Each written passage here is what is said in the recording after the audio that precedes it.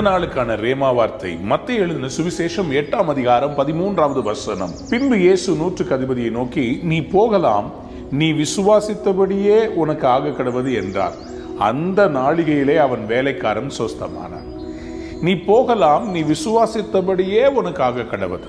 இன்னைக்கு ஆண்டவர் உங்களை பார்த்து சொல்றாரு, நீங்க வேலைக்கு போகலாம், நீங்க என்ன விசுவாசித்தீங்களோ அதன்படியே உங்களுக்கு ஆக கடவது. ஒருவேளை நீங்க இன்னைக்கு மருத்துவர்கிட்ட பரிசோதனைக்கு போறீங்களா, நீங்க என்ன விசுவாசிக்கிறீங்க? எனக்கு வியாதி இருக்குதுன்னு விசுவாசிக்கிறீங்களா? இல்ல டாக்டர் எனக்கு சொல்லுவாரு, ஆச்சரியமா இருக்குதே, உங்களுடைய இந்த வியாதி சுகமாயிருச்சுதே அப்படின்னு விசுவாசிக்கிறீங்களா? நூற்றுக்கு அதிபதி என்கிற ஒரு மனிதன், அவர் யூதர் அல்ல, அவர் ரோம போர் சேவகன்.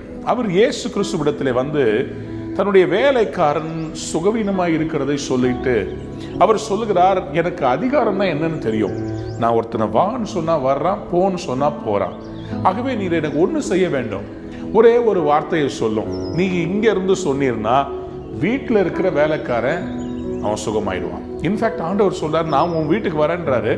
அவன் சொல்றான், என் வீட்டுல வர்றதுக்கு நான் பாத்திரவான் இல்லை. ஒருவேளை அவர் யோசித்திருக்கலாம், என் வீட்டுல சில பேரு கடவுள் பயம் இல்லாதவங்க, ஒருவேளை இயேசு வந்தாருன்னா அவர் அவமானப்படுத்துவாங்க, பல காரியம் அவருடைய மனதில் ஓடி இருக்கலாம். ஆனா அவருடைய விசுவாசத்தை பார்த்தீங்களா? கடவுள் சொன்னா அது அப்படியே என் லைஃப்ல நடக்கும். ஆகவே அவர் சொல்றாரு, நான் விசுவாசிக்கிறேன், ஒரே ஒரு வார்த்தையை சொல்லுங்க, அப்படியே நடக்கும். அதுக்கு தான் ஆண்டவராக இயேசு சொன்னாரு, நீ போகலாம், நீ விசுவாசித்தபடியே உனக்கு ஆக்கணும். அதே நாளிகையிலே, அந்த செகண்ட்ல அவன் வேலைக்காரன் சொஸ்தமானானா? அன்பார்ந்தோடைய பிள்ளைகளே, இன்றைக்கு ஆண்டவர் சொல்றாரு, நீ போகலாம், விசுவாசித்தபடியே உனக்கு ஆக்கடவது. இந்த வார்த்தை உங்க மேல வரும்போதே உங்களுக்கு ஒரு அற்புதம் நடந்து விட்டது என்று நான் நம்புகிறேன். நான் விசுவாசிக்கிறேன். உங்க விசுவாசத்தை ஆண்டவர் இன்னைக்கு கனம் பண்ண போகிறார்.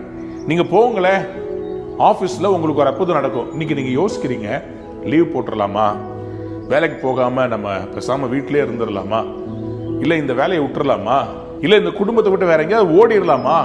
ஆண்டவர் சொல்றார், நீ போகலாம், பிரச்சனை அப்படியே இருக்காது, பிரச்சனையை நான் மாத்திட்டேன், நீ என்ன விசுவாசிக்கிறாயோ அதைதான் நீ காண்பாய். இன்றைக்கு விசுவாசம் என்பது காணப்படாதவைகளின் நிச்சயம், நம்பப்படுகிறவர்களின் உறுதி. இயேசு எனக்காக எல்லாத்தையும் செய்து முடிப்பார், அதாங்க விசுவாசம். தைரியமா போங்க, என்ன தோல்வியையும் ஜெயமா மாத்துவார். வேலைக்காரனுக்கு சுகவீனமா இருந்துச்சு, நம்பினாரு, அதே செகண்ட் அவர் விசுவாசித்த அதே செகண்ட் வீட்டுல அற்புதம். இன்னைக்கு இந்த வார்த்தையை கேட்கிற உங்களுக்கு விசுவாசம்ன்றது உங்க மனசுக்குள்ள வரும்போது, உங்க அலுவலகத்துல, உங்க பிசினஸ்ல, உங்க குடும்பத்துல, உங்களுடைய வேலை ஸ்தலத்துல கடவுள் ஒரு அற்புதம் செய்ய போகிறார். விசுவாசித்தபடியே நடக்கும். அற்புதம் தான் வரப்போது, சாட்சி தான் சொல்ல போறீங்க. ஒரு பெரிய பினான்சியல் பிரேக் த்ரூ வருது. ஆண்டவர் உங்களை அபரிவிதம் ஆசீர்வதிக்க போறாரு. நீங்கள் வாலாகாமல் தலையாவீர்கள், கீழாகாமல் மேலாவீர்கள். இந்த நாளில் ஆண்டவர் உங்கள் விசுவாசத்தின்படியே உங்களுக்கு ஆக கடவுது. போங்க, ஆசீர்வாதத்தை சுதந்திரிங்க. God bless you.